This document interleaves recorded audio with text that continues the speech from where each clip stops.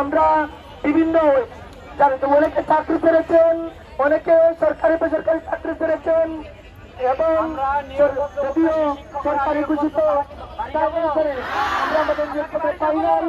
আমরা আমাদের দলকে ভাগ মেনে গেছে এবং আপনাদের পক্ষ থেকে আমাদের সহায়তা পেয়ে এজন্য আমরা রাজপথে নামতে বাধ্য হয়েছি। আপনার যদি আমরা শিক্ষক, আমরা চাকরি বিভাগ, আমরা কাজ করতে চাই, আমরা রাজপথে থাকতে চাই, আমরা কাজ ঘুরে যেতে চাই। আমাদের জন্য